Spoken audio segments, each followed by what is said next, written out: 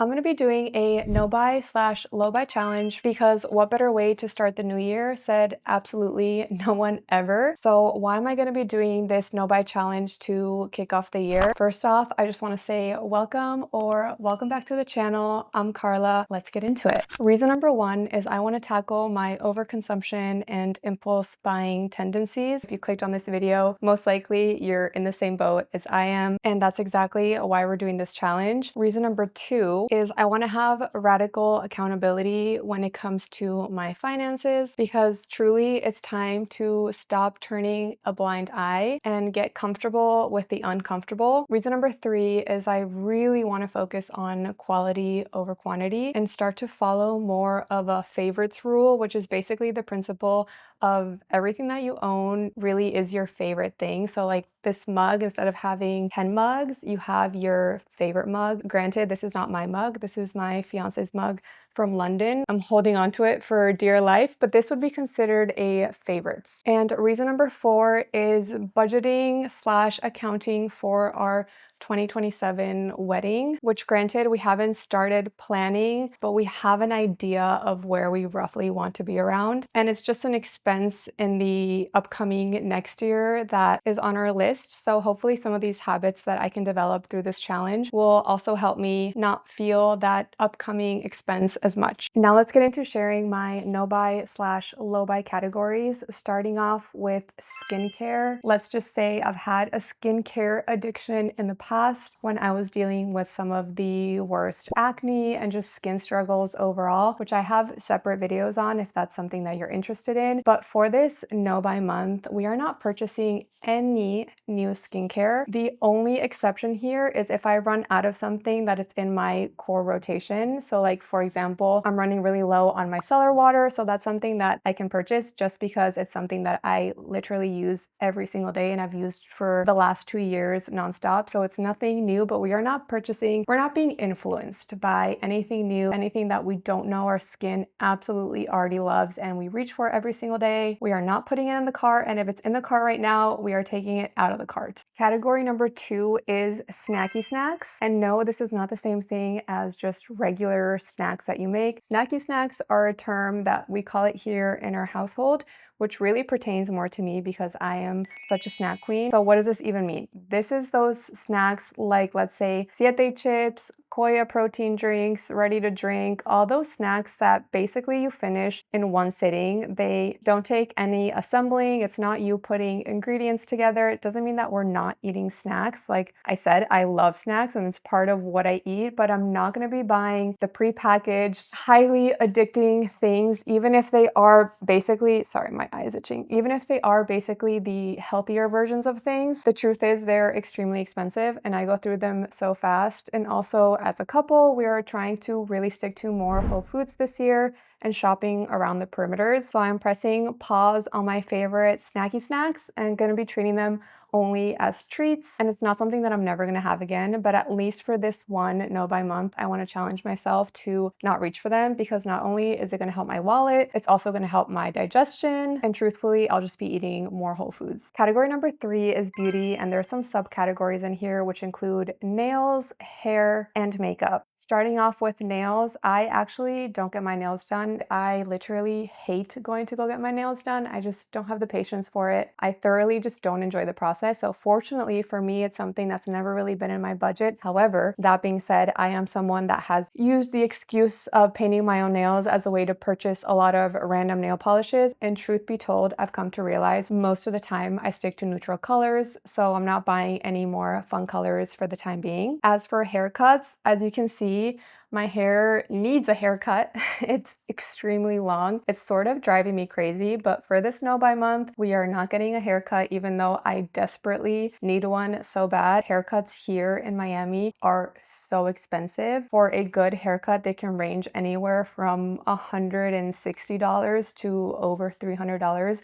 which is wild. Let me know if that's the case where you live, because I'm genuinely curious and I think it's just an absolutely crazy price, but I don't know if that's normal everywhere else. I'm assuming that it's not, but let me know. I have also been itching to find a good YouTube tutorial and cut my own hair, including some French bangs or some type of bang situation. I haven't built up the courage to do it yet, but if you have a good video or if you cut your hair yourself, please let me know in the comments, because I think that that would be such a hack if I can figure out how to cut my own hair in a style that I enjoy, and then I save, and it's just so much easier. But I'm low-key really scared, so I'm not sure if I'm gonna do it or not. And as for makeup, same thing that applies to skincare. We are hitting pan on everything. We're not buying any new makeup whatsoever. My day-to-day look is very, very minimalistic. However, I've definitely had moments where I've purchased so many different blushes or so many different lip glosses, and I genuinely don't understand why. I know why. It's because I was influenced, but the truth is I didn't need it. And for this month, we're not buying any new makeup. And for our last category, we have eating out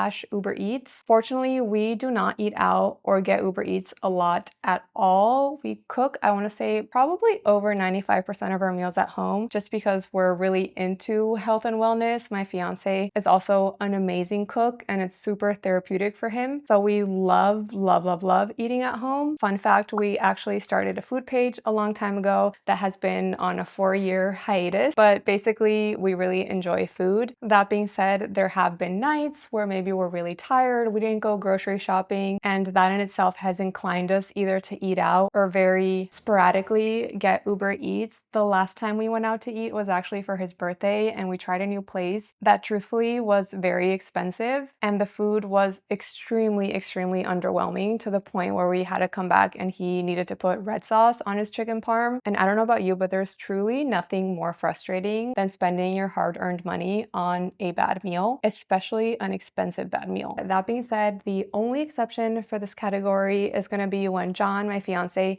finishes his half marathon at the end of the month, which he's been deferring for the last 4 years due to also recovering from a back injury, but that's a different story. I really want to celebrate him when he gets through that accomplishment. And simultaneously, the other exception will be when I hit 1,000 subscribers, which, guys, I don't know how, but we are so close to that. And I think what we'll end up doing is just celebrating those two things together. That way we get to treat ourselves and we both get to celebrate each other in a small little victory that we've each had, because I do think it's so important to celebrate the small wins. So that'll be the only exception this month for eating out and or Uber Eats, because we also are homebodies, so it could be either one. So now moving on to how I plan to stay on track. First off, back in December, I invested in an annual budget template, which is going to help me stay radically accountable when it comes to tracking and really sticking to this no buy month. Second thing is I'm going to be identifying my triggers in each category or just overall. So for example, skincare, I've curated all of my social media so that it's not showing me so much skincare content anymore, so that I am not influenced, or the few skincare content creators that I do follow are very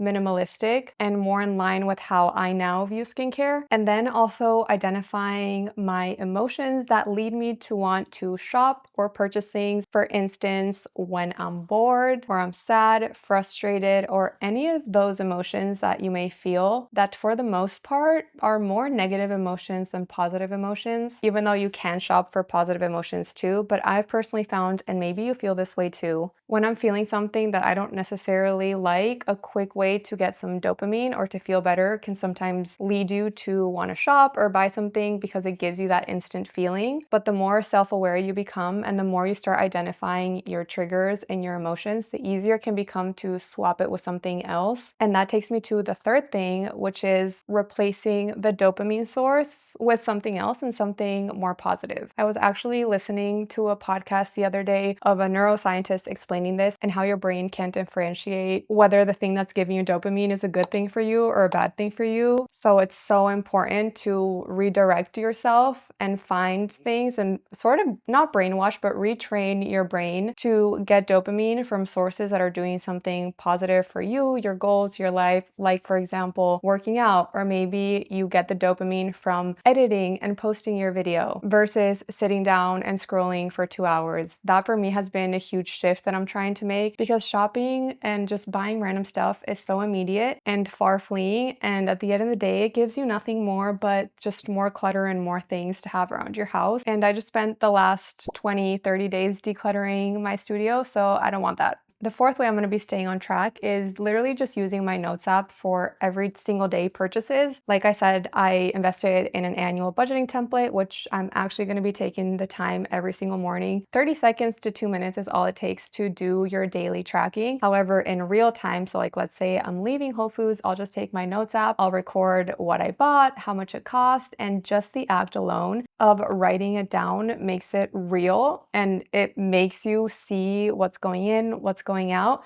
So my notes app is going to be my go-to for that, so I don't miss anything, and then I can just fill it in my budgeting guide and template. And then another way I'm going to be staying on track is to make sure I communicate it, which I already did, to my partner. And same thing with your friend group. Like if you have friends that are constantly inviting you to do things that cost a lot of money, or maybe they don't cost a lot of money, but this month you're trying not to spend on going out activities, just communicate it to your friends. The right people in your life are going to be so on board and support you on this journey, not make it harder for you. And who knows, maybe you'll even inspire them to do it too. And then the last thing we're going to do is make a rewards list instead of a wish list. So this is tying back a little bit to my dopamine source point. Instead of just adding random things to your wish list, trying to get through your no buy month and then being like, oh, I'm going to buy all these things that I didn't get to buy last month. That's not how we're doing it. That's not how it's going to work. Instead, what I'm going to be doing is anything that I really want, I will put in my rewards list. I will sit on it for a few days, for a few weeks, in this case for 4 weeks. For all I know, in those 4 weeks, I may revisit it and realize that I don't want it or I don't need it anymore. And if I do, I'm going to be tying it to some sort of actionable accomplishment. So it's not just a random purchase. It's not just like a want and a desire, but you took some sort of actionable step to earn it, because I think that's a way to really train yourself to be more actionable.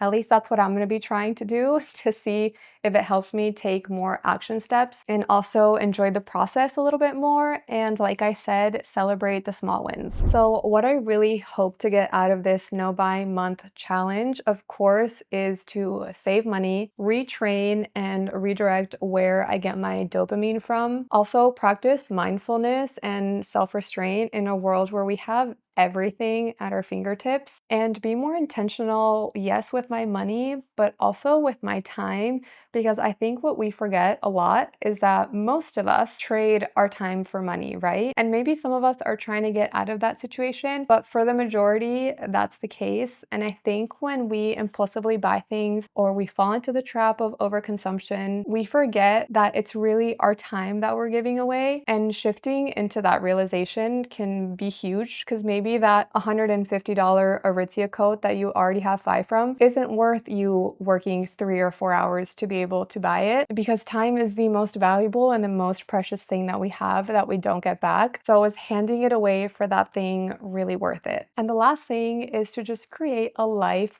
that feels peaceful and not influenced by all the marketing noise, at least not for the things that I know don't truly add value to my life. Maybe you feel the same way. I don't know. This year, I just really want to feel at peace and feel like I'm taking action. So let me know, what are some of your no buy categories? Or if you've done any type of no buy or low buy challenge in the past, what helped you get through it? Share it in the comments so that we can all hold each other accountable. Thanks for hanging out with me. Hopefully this low buy no buy month will be somewhat fun and very revealing. And if you got any value from this video, please don't forget to like and subscribe. It just really helps to support my small channel, and I'm so grateful that you're here. And if you're also into designing and creating a life that you love, this is the place for you, so that we can go through the journey together. And I hope to catch you in one of my next videos.